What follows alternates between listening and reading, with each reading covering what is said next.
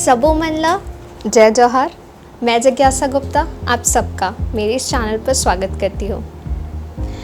बच्चों की पहली पाठशाला उसका घर होता है और उसके अध्यापक घर के बड़े बुजुर्ग।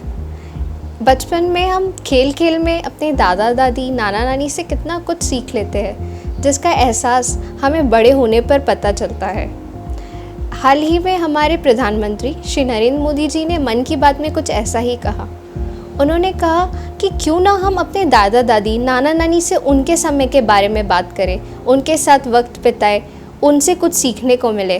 तो मैंने सोचा क्यों ना आज मैं अपने दादा दादी से आप सबको मिलाऊं और उनके बारे में आप सबको बताऊं। तो आइए चलते हैं। तो पहले आपको मिलवाती हूँ मेरे दादू से, जो कि राजकुमार गुप्ता है और वे रिटायर्ड हेडमास्टर रह चुके हैं। तो दादू हमको बताओ कि आपके टाइम पे कैसे होता था, मतलब 40 से 50 साल पहले टाइम कैसा था, अभी कितना चेंज हो गया है? अब समय का समय जो था बहुत नॉर्मल वक्त था। हम लोग छोटी सी पे में अपने परिवार को चलाते थे और हमारा परिवार बहुत सुखद था। बच्चे भी हमारे सब हो गए, बड़े बड़े हो गए, पढ़ने लिखने लग गए। भाई लोग भी थे, वो भी पढ़ते थे, उनकी पढ़ाई वढ़ाई हुई। उसके बाद फिर ट्रांसफ़र होते रहे हमारे यहाँ भिलाई में 5 साल, फिर उसके बाद 10 साल हिरी माइंस, उसके बाद फिर भिलाई में फिर बच्चों को पढ़ाई हुई। बच्चों को पढ़ाई के बाद चाचा की शादी हुई, बड़े चाचा की। उसके बाद उनके वो अलग हो गए। उसके बाद हमारे बच्चों की शादी हुई, पढ़ाई मतलब फार्मेसी किया बड़ों ने और उसने पॉलिटेक्निक किया मंझले वाले ने, छोटे ने भी एक आपका डिप्लोमा किया। इस प्रकार तीनों ने अपनी वो पढ़ाई की। दादू, आपका जो जन्म है वो जब हमको स्वतंत्रता नहीं मिली थी, मतलब 1947 के पहले का है ना? हाँ, 1941 में मैं पैदा हुआ था। तो उस समय कैसा था माहौल? उस समय माहौल, मैं जब 6 साल का था, 1947 में आज़ाद हुआ देश और हम लोग रायपुर में थे। बहुत धूम धड़ाका हो रहे थे, पर तो हम लोग बचपन में बहुत छोटे थे, 6 साल के थे। पढ़ाई वढ़ाई रायपुर में हुई हमारी, पहली से तीसरी तक।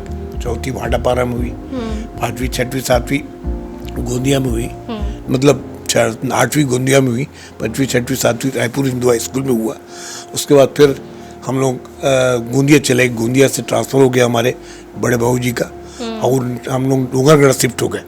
डोंगरगढ़ शिफ्ट होने के बाद में जब मैं मैट्रिक पास किया तो डोंगरगढ़ से पास करने के बाद मेरे को सर्विस मिल गई।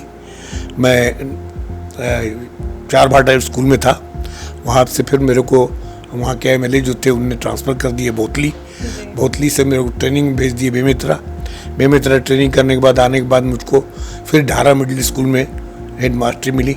वहाँ से फिर मैं छोड़ दिया और म्यूनसिपल कमेटी के स्कूल में आ गया। वहाँ पर मैं 1961 में टीचर था। अप्रैल में मैंने वहाँ छोड़ा जब बाबू जी की तबीयत खराब हुई बड़े वाले। फिर मुझको यहाँ भिलाई में अप्लाई किया। 1961 से मैं भिलाई में आ गया। आप जैसे बता रहे हो कि आपने बहुत ट्रैवल किया है छत्तीसगढ़ में, और क्योंकि आपको पता है कि मेरा चैनल भी छत्तीसगढ़ से रिलेटेड ही है, तो छत्तीसगढ़ में उस टाइम क्या हालात थे जब स्वतंत्रता हमको मिलने वाली थी, या उसके पहले का टाइम, उस टाइम के बारे में कुछ बताओ हमको। छत्तीसगढ़ की हालत बहुत सुंदर थी, वैसे कोई वो नहीं थी। हाँ, उस समय 1947 में जो हुआ था उस समय रायपुर थोड़ा बहुत उसमें आ गया था। बहुत लोग पकड़ हुई थी और उससे हम लोग को भी बड़ा बुरा लगता था कि हम लोग आज़ाद है वो होने वाले हैं, फिर भी इस प्रकार से हुआ। और फिर उसके बाद में तो हमारी पढ़ाई होती रही। मैं आपसे अब मिलवाती हूँ अपनी दादी से, जिनका नाम है माया देवी गुप्ता। और उनके बारे में आपको एक और चीज़ बताना चाहूँगी मैं कि दादी ज़्यादा पढ़ी लिखी नहीं है, लेकिन शायद वो उनको हमसे सबसे ज़्यादा नॉलेज है, जनरल नॉलेज। वो इतना न्यूज़पेपर पढ़ती है, डेली उनको न्यूज़पेपर, उनको हर चीज़ पता होती है कि क्या हो रहा है देश दुनिया में। तो आइए बात करते हैं उनसे। दादी, कैसा था आपका बचपन, क्या करते थे आप लोग उस टाइम पे? हेलो, हम जब छोटे थे उस समय हम लोग टिप रेस वगैरह खेलते थे। उसके बाद में फिर हम लोग जब बड़े हुए तो पढ़ाई हुई। बुआ है, मामा है, इन लोगों के यहाँ खूब खेले कूदे। फिर पढ़ाई होने के बाद में उस ज़माने में तो जल्दी शादी हो जाती थी। शादी हमारी 16-17 साल में हो गई। अच्छा। उसके बाद में जब हम आए अपने गृहस्थी में 1964 में, उसके बाद में फिर हमारे पास में 2 देवर थे। हमारी सास थी, मामा ससुर थे, 2 मामी सास थी और हम 2 थे। इतना बड़ा परिवार था। उसके बाद में उन लोगों की पढ़ाई लिखाई हुई, दोनों देवर की। फिर देवर लोगों की शादी वगैरह हुई। उस बीच में हमारे छोटे बच्चे भी थे, हुए बच्चे लोग वो हुए। उसके बाद में हम लोग जब उनकी पूरी वो हो गई, शादी वगैरह कर दिए, उनकी जिम्मेदारी जब ख़त्म हुई तो फिर हम अपने बच्चों की जिम्मेदारी पूरी की है। फिर अपने बच्चों को पढ़ाया लिखाया, सब कुछ किए। उसके बाद में उनकी शादी ब्याह हुई। फिर मैं तो एक पढ़ी लिखी नहीं थी, फिर भी मैं अपने बहू लोगों को अच्छी मतलब पढ़ी लिखी लाई शादी करके।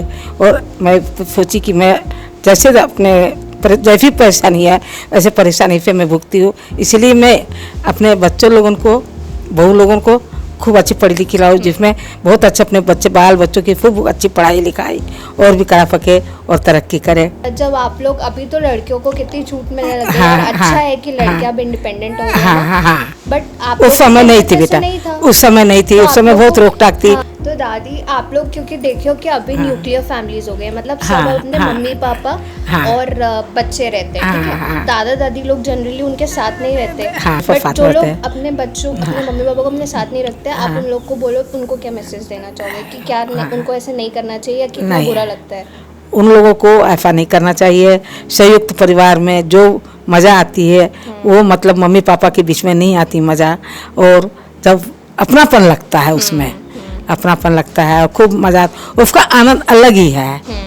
और नहीं तो एकांत लगता है। आजकल लैपटॉप का उसका ज़माना आ गया है, सब अपने उसमें बिजी रह जाते हैं, दादा दादी देखते रह जाते हैं उनको कि भाई बच्चे हमको कब समझ दे, हाँ बच्चे हमारे कब समझ दे, और हमारे पास में फिर बचपना जैसे उन लोग खेले कूदे रहे।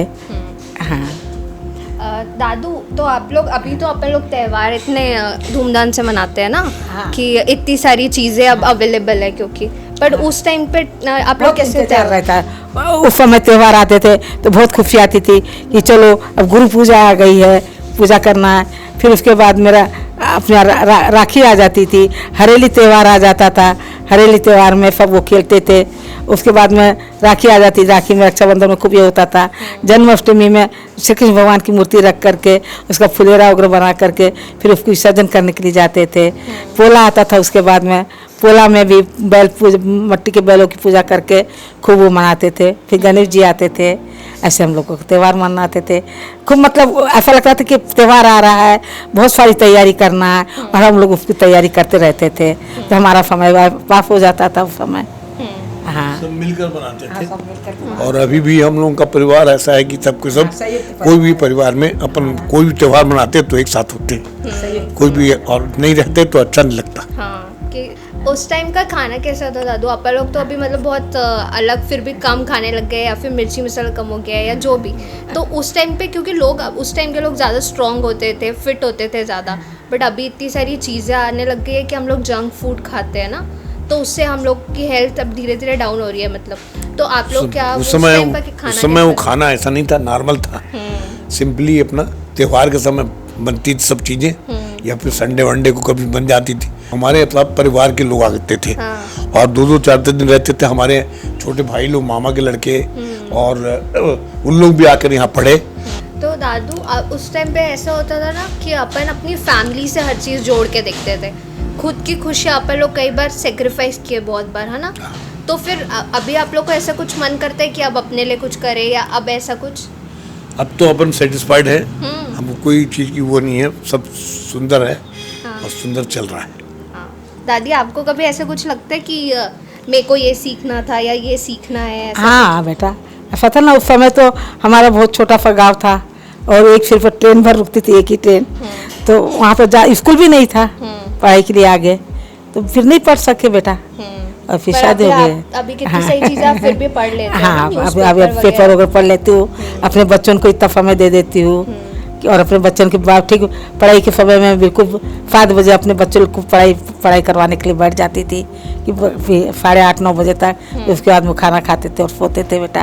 तो बचपन के खेलकूद के बारे में बताओ। आप लोग बचपन के खेलकूद में हम लोग टिप्रेस खेलते थे, लुका छुपी खेलते थे, आउटडोर गेम्स खेलते थे, हाँ, खो-खो खेलते थे, खो-खो खेलते थे, अपना चौसर खेलते थे हम लोग बेटा। ये सब तो आप लोग क्या खेलते थे उस टाइम पे? जैसे अभी तो सब फोन में अपना गेम खेलते हैं ना, वीडियो गेम, ये सब खेलते थे बेटा। मेरा इंटरेस्ट फुटबॉल में था, अच्छा। और क्रिकेट वगैरह देखने में। फुटबॉल बाकी नहीं दूसरी चीजें मैं नहीं करता था। हाँ।